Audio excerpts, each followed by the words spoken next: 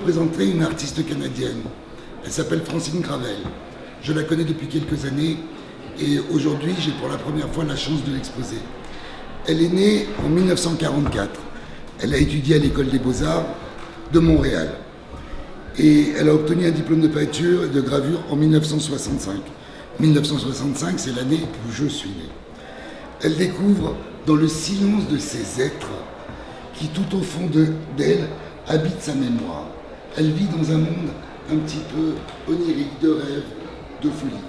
Chacun de ces tableaux porte des noms. Les enfants se rassemblent pour attraper les étoiles qui tombent doucement dans leurs mains en suivant la musique enchantée qui pénètre profondément au fond de leurs âmes et de leur cœur. Comme vous pouvez le voir, chacun de ces tableaux raconte une histoire. C'est une histoire qui fait d'elle, en fin de compte, fait vivre l'ensemble de ces personnages. Nous avons là la clôture dorée, en anglais The Garden Golden Gate. Pour entrer dans ce jardin, la paix intérieure est de règle et la clôture dorée, les colonnes attirent la paix et la musique est dans l'air. Encore une fois, on voit bien que la musique fait partie intégrante de sa peinture parce que c'est la musique qui va pouvoir donner une suite à ces éléments. Le troisième tableau, un rêve qui soulève.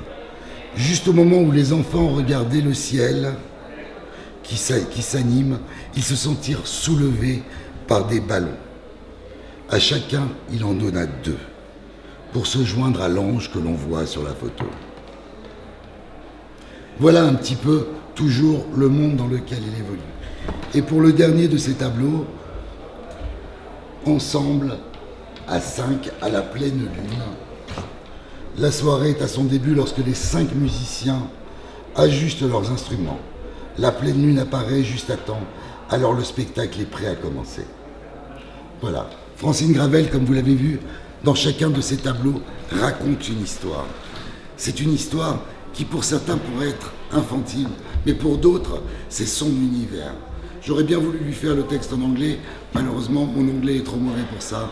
En tous les cas, c'est vraiment une artiste qui a le mérite de faire vivre les enfants, vivre les choses, vivre la musique, par ses couleurs, par son travail. Et je vous invite à la découvrir. Merci.